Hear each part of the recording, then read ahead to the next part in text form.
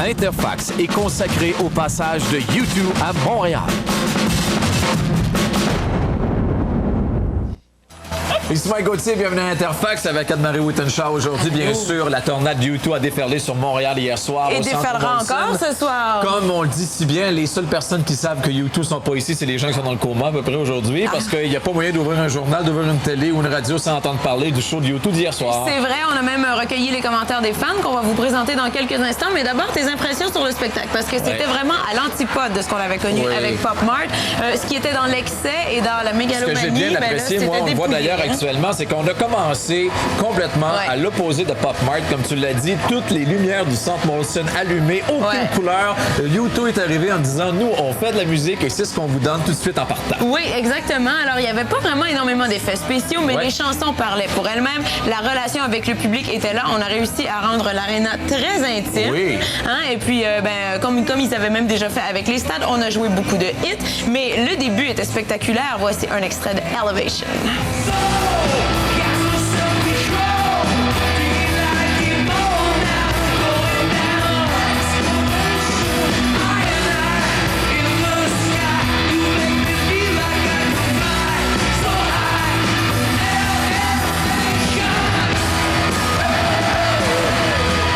Cependant, commençait tellement fort que ça leur a nuit, je trouve. Parce qu'à un moment donné, ça a baissé un peu et jusqu'à ce que Pride arrive. Et là, c'est reparti pour U2. Et ce que je veux dire aussi, c'est que les moments forts, c'est toujours dans mon cas Where the Streets Have No Name. Ils nous inondent d'éclairage. C'est vraiment incroyable. Et la seule... Puis Bono courait pendant cette pièce-là. Parce qu'il faut parler de la scène un peu. Il faut parler de la scène qui était faite en forme de cœur, qui permettait aux membres du groupe d'être vus par l'amphithéâtre au complet et de vraiment se déplacer jusque dans le milieu du parterre. Puis pendant Where the Streets Have No Name, Bono qui courait, pendant qu'il disait I Wanna Run, courait autour, qui était vraiment là, présent avec la foule. Il faut noter qu'hier, que Bono a dit que c'était la foule la plus brillante de la tournée actuellement. Et aussi, ça a peut-être paru parce qu'à un moment donné, dans les gros hits comme Pride ou Where the Streets Have No Name ou d'autres gros hits, il me semble que la sono a été un peu défaillante. C'était très fort. J'ai comme l'impression qu'on a tenté tout simplement d'enterrer la foule qui criait tellement fort. Mais à part ça, c'était quasi parfait. Ben oui, on va aller voir les commentaires des fans et tout de suite un autre extrait.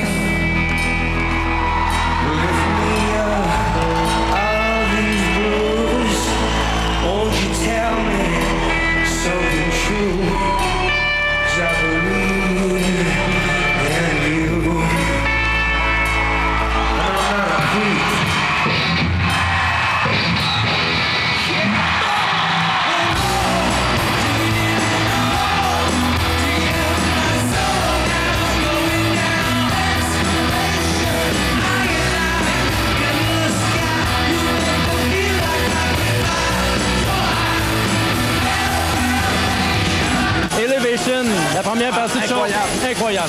La foule de Montréal, c'est la meilleure foule, la plus bruyante. On a battu des records. Oui! C'est un bon show, U2 vieillit bien. C'est parfait. Excuse my language? Oui! Je peux pas l'expliquer, mais ma vie a changé vraiment. C'est fameux, absolument fameux. C'est mieux que le Pop Mart de 1997. C'est extraordinaire. On sentait qu'il était vraiment près de la foule tout le temps.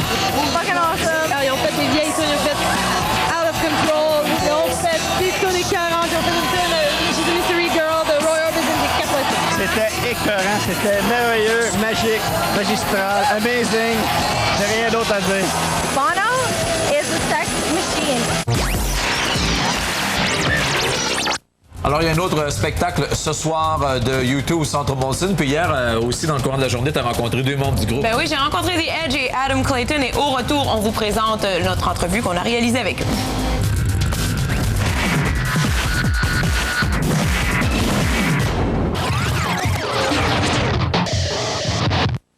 Aujourd'hui, à InterFax, on parle bien sûr de U2. Premier de 2 concerts hier soir. Il y en a un autre dans quelques minutes. Et hier, dans la journée, Anne-Marie a eu l'occasion de parler avec 2 membres du groupe. Bien sûr, c'est le guitariste The Edge et le bassiste Adam Clayton. Et entre autres, on a parlé du fait que maintenant, on s'est calmé les nerfs. On a délaissé un peu les grosses tournées. Puis, on a décidé d'opter pour les amphithéâtres. Let's cheer to you two coming back to Montreal. It's great to be back in Montreal. It's so much fun. I have nothing but love for you guys. Let's start by doing a quick analysis of the word elevation. Okay? We're on the elevation. We're going to see the first 2 nights of the elevation tour. And the word in itself, the elevation, is grandiose kind of spirit. And I was listening to the song while you were sound checking, and there's a line in it, you know, you make me feel so high, I feel like I can fly. And I thought that was a really nice parallel to be made between, about the energy exchange that happens between the band and the fans. Is that why you maybe start the show with that song, or why the whole tour is centered around elevation? Well, yeah, I mean, I suppose it's an aspiration to get somewhere elevated. And, you know, on a great night that happens. Really? Oh, sure, yeah. But, you know, on a bad night, maybe you don't get there, or you might get there just the end of the show. So it's kind of what we always aim to bring, what we always aim to bring concert to. It's really about the band and our audience. It's not just us. The relationship. Yeah, it becomes this thing goes off in the building.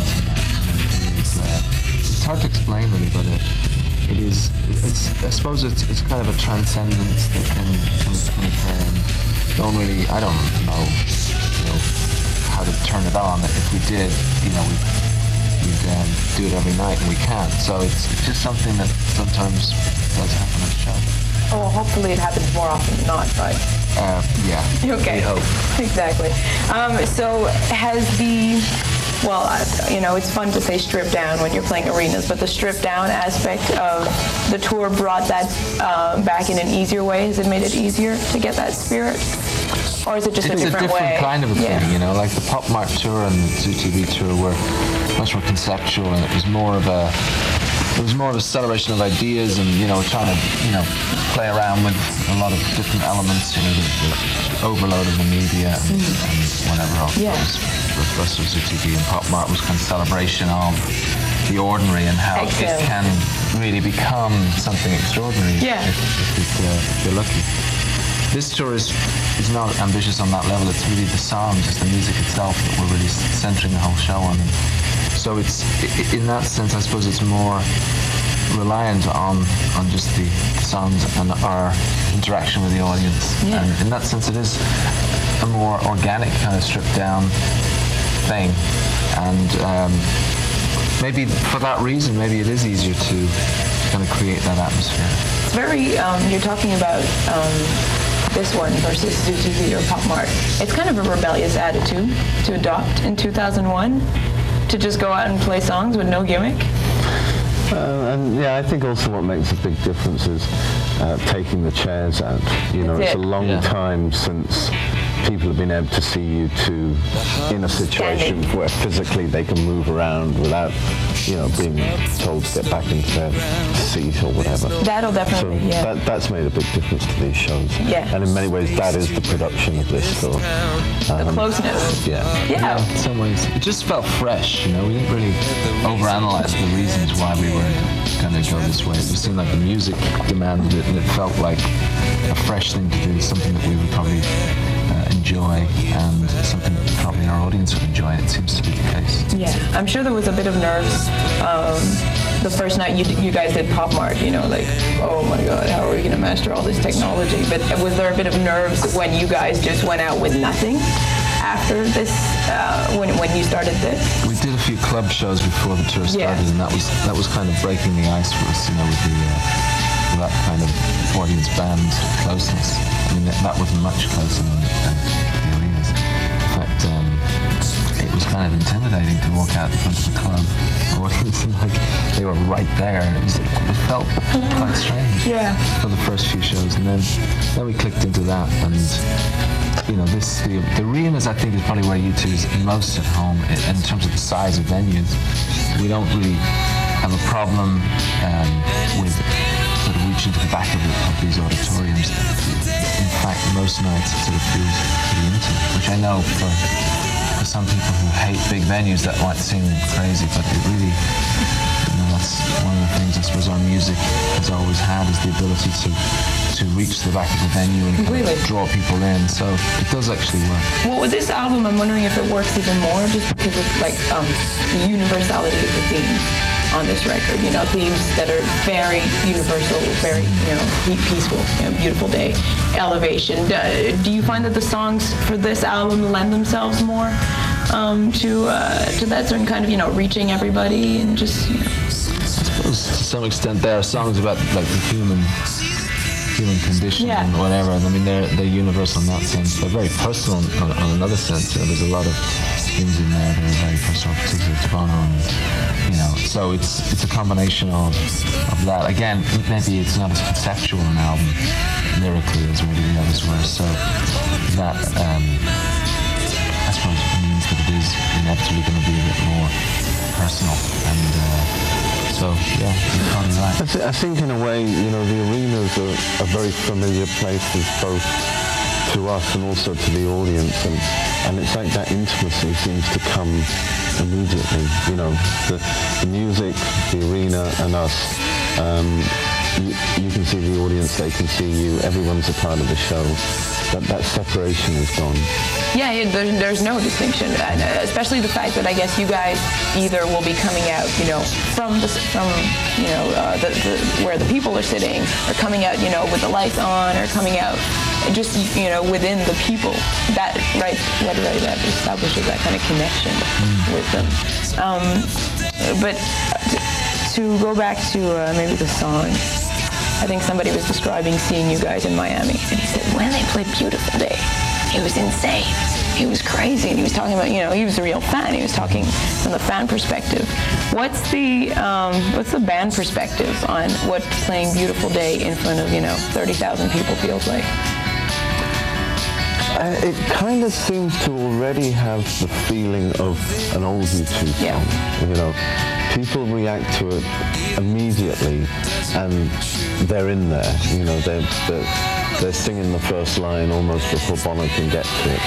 And, you know, that's a reaction that you'd expect to get from a much older song. You know, like Sunday Bloody Sunday or something like that. So it seems to have an energy of a whole new audience, but yet seems to reach all the way back to the 80s. Patientez quelques minutes et nous allons vous présenter d'autres extraits de cette entrevue avec Adam Clayton et The Edge de U2.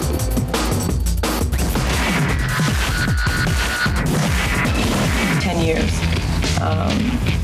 And we go back to when we were anticipating Auction Baby.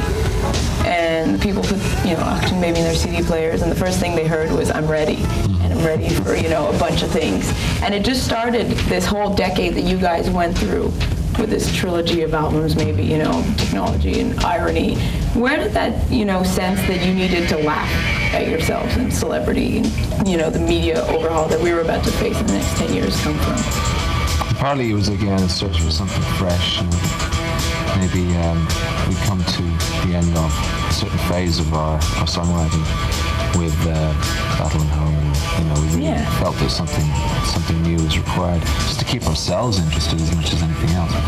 But also a certain sense of almost claustrophobia based on the way our band, and particularly Bono, was being portrayed in the media. Messiahs, you know. It was this sense that almost we were so portrayed as being so incredibly earnest and troubled by the world that we couldn't possibly enjoy our success, that it was just the weight of the world was on our shoulders, which, you know, when you're writing a song, occasionally you could go into that place and you're particularly troubled by something.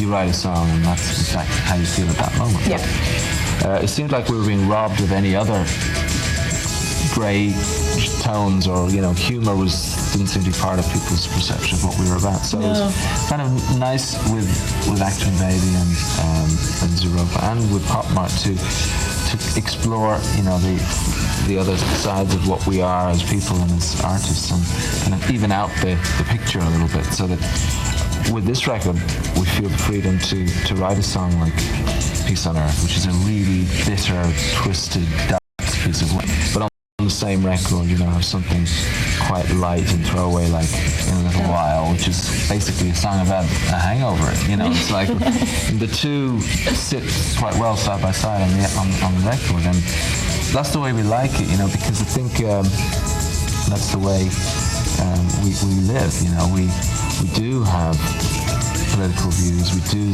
get stuck in on issues that we feel strongly about, but you know, we also have a laugh. You know, we're you know, we don't take ourselves that seriously in the end, and so it's good to be able to reflect that on the record. Well, I think it made you guys a lot more human in public perception. You know, people are like, oh yeah, you know, they're funny. You know, they have a sense of humor, but you're also, you were talking about tension in the band and stuff, but you're pretty much the only band that I can name to my consciousness that has achieved your level of success, that has retained all the original members, no lineup changes, no breakups, no crazy stories, no, you know, crazy overdoses, no tragedy, no behind the music. You know, I can't even, you know. That's the next album. No, come on. What do you attribute that to? Well, I think we were lucky, I suppose, when we all met, that we were friends pretty much before we could play our instruments, and we formed the band really around an idea that, because we'd seen the Ramones and the Jam and the Clash and the Pistols and whatever, this concept that, you know, music was accessible suddenly for the first time, and that being a band was something really, you know, if you had a few quid, you bought a guitar and a set of drums and bass, you could... I thought you made your guitar. There was one we made, yeah. It didn't really work, but we did make a guitar early on. My brother was a bit of an electronics genius, and he got the plans to make a guitar from an electronics magazine. It looked great, but it didn't really work. Yeah, so it didn't work. we ended up forming the band really around that idea, and I suppose in that sense we climbed from the audience onto the stage. You know, we really haven't forgotten some of the early experiences of being in the audience, and in a sense that spirit has always been consistent down through the years, even through some of the strange things that, you know, detours that we've taken, like the Pop Mart tour and the 40-foot Lemon. You know, to us it was really something to do that was a challenge, a throwdown, a kind of a punk statement. Totally. You know? A lot of people just saw it as show business, which I could never figure.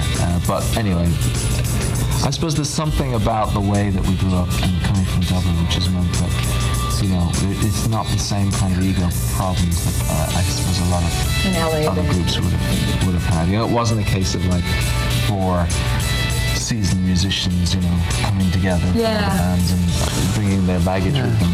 Yeah, I mean, I think it was such an opportunity, you know, when we got our first record deal when we were 19 and 20, and you know, you don't really want to throw that away. No. You know, you want to say, okay, this is an opportunity to realize collectively our dreams, and okay, your dreams change or whatever, but you still, I don't know, you still have respect for the system in a way, and it just didn't seem to make sense to just screw it up for the sake of it. Yeah, I heard you were the one that convinced all of them to stay together in a really early phase of the band. I think everyone's had that position at some point within the band's career, you know. And I think, you know, it is that communication that's important. It is important to pull everyone together at various times and say, you know, we have to get through this. Yeah. And I think at pivotal times in the band, we've done that. You know, making the decision to make the Actor and Baby album, you know, there was a risk, but there was also a vision. And it changed a lot of things as well. Yeah. Like just in the, you know, musical landscape. I don't think a lot of things would have happened that, you know, in that period of time if you wouldn't have put that one out. Maybe.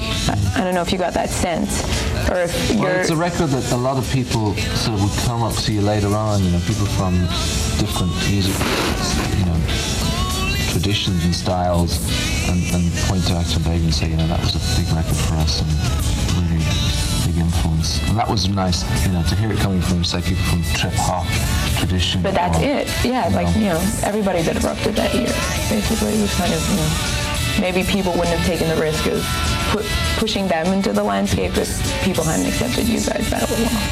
Maybe, you know, that's, I suppose, what music has to do is to stay alive. It has to take chances. It has to move forward. And in a way, that's the problem with music when it gets too retrospective. You know, there's obviously there's good reason to revere the artists from the past, but what we as a band have always tried to do is really keep the vision looking forward. And that's another reason, I suppose, why we're still creatively alive, is that we've never allowed ourselves to kind of relax and stay in one place creatively too long. We've always tried to push forward and try new things. And we seem to thrive on being completely out of our depth creatively. Like when we have no idea where we're going or what's going on, it seems like that's when our best work is.